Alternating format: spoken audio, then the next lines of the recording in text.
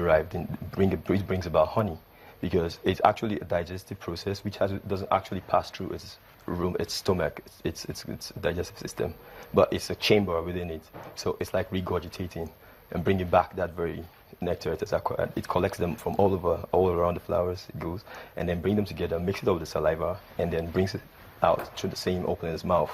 So that's where you get the honey. It's not anything. I didn't want to say it's not anything. This is a scientific process naturally designed by God, you know.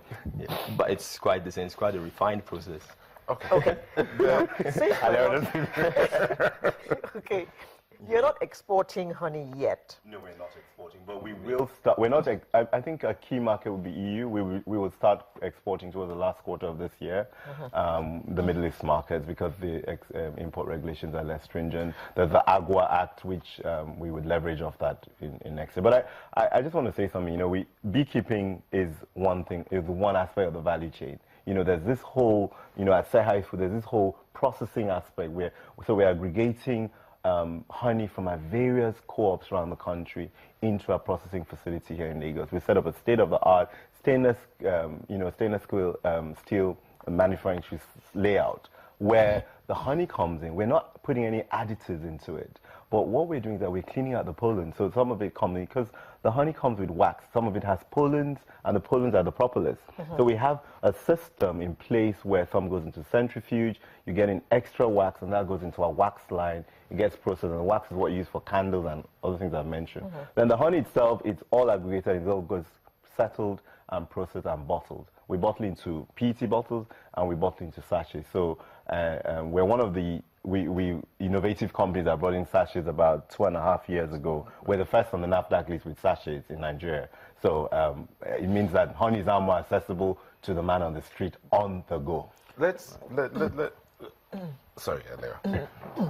I schooled in University of Nigeria, and around us is a community that has a lot of honey. I mean, you just go out to the street, you see them in gallons, OP Junction and all of that. Yeah, right. But the benefits, besides the economic benefits of honey, let's look at the medicinal side of it, because a lot of people tell you, you have cough, drink honey. You want to clear your throat, like Alera is clearing her throat now, give her honey and all of that. What other benefits are there? When you're talking about value chain, you talked about the exports part of it, you talked about the bee wax for the pharmaceuticals. Let's look at the propolis.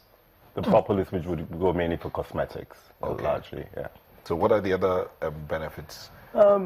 Benefits of honey. Number one, honey has an antibiotic ingredient. It's antibiotic material in it. So like you hear about Manuka honey.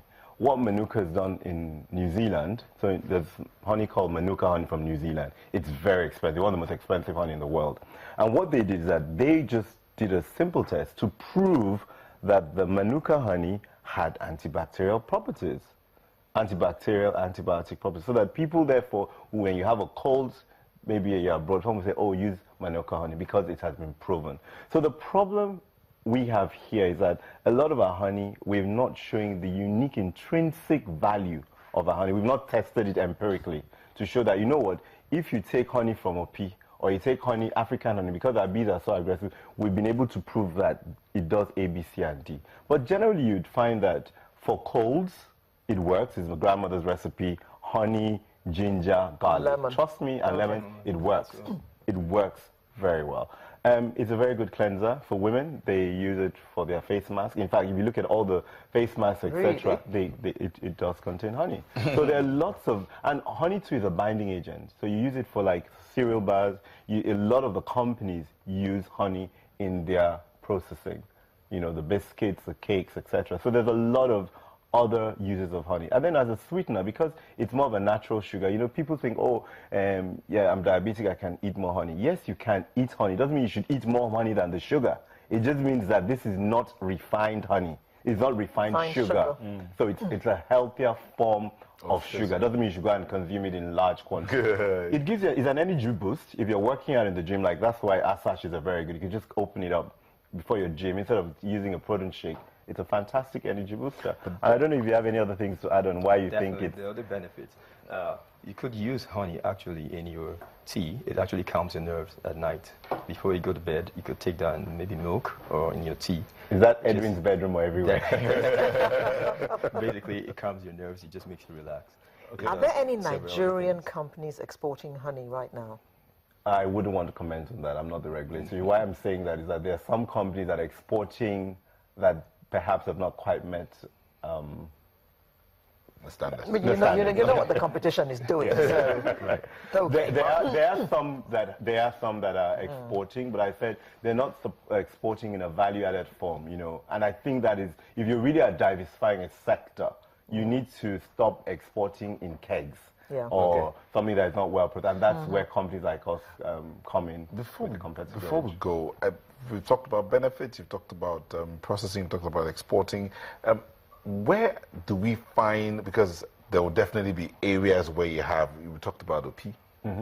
What about the Mambila Highlands? There are other areas you want where, me to release all my trade secrets. What I'm saying, yeah, you have when you're doing farming, agriculture, for instance, farming. You say you want yams, go to Benue. Yeah.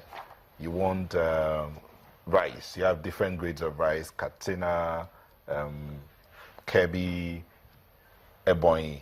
Rice. You want salt, Ebonyi. All those things. So you talk want about bees. So grades Where of bees. do you go? Like Talk about the pea. Where else? Like I said, those places you mentioned, why those places are very well known is because in their local society, in their local cultures, over time, they have sort of built an artisan trade around hunting of bees. That hunting is not sustainable because what happens is that people go out into the forest, they get, wild bees, but they smoke and they kill the bees in the process. We are killing the bee population that way. By smoking. What we are doing at Seha, and that's what we have spent time, we spent about 2 years building a sustainable co-op program, is to ensure that it's sustainable, so you don't kill the bees. And therefore, every community in Nigeria can key into this. But I see beehives where they smoke the bees out. Yeah, that's, Some beekeepers. smoking is different from killing. You can smoke and end up killing them. And that take care. If you're going to a cave, you take out the whole nest or the hive, the local hive that the bees have set up, and you don't leave any honey and set up one, then there's not going to be a hive there. There's not going to be a honey there. So that's not going to be sustainable. Do people eat bees, by the way? Some people do eat bees, actually. They eat the bees with the honey and suck it out. I won't mention where. Okay. Now, we've got to go, so I'd just like your last word on this. Okay. Diversifying the economy, and the focus has been on bee farming. Okay. I think my last word would be that when we talk about the agriculture diversification and generating income for the country, we cannot leave out beekeeping because, as I've said, the bees enable the pollination. So whatever conversation we're talking about agriculture, we need to start engaging stakeholders in this value chain because this value chain supports the other value chains. And that will enable us to build a better income generating for companies and also for the farmers at the lower level. It's something that shows that we can carry everyone along as we diversify Nigeria. Edwin? Right.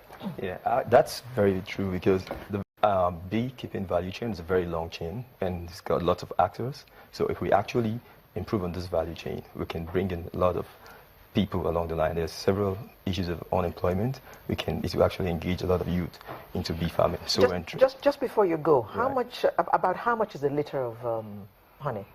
A liter of honey, pure honey, is in the range of 1,000 to 1,500 naira now. Thank you very much. Right. Edwin Aguda, Head of Operations, Say Hi Foods, as well as Annie Basi Ayo, Chief Executive Officer, Lani Group, and co-founder, Say Hi Foods. Thank you very much for coming and enlightening us on this all-important sector.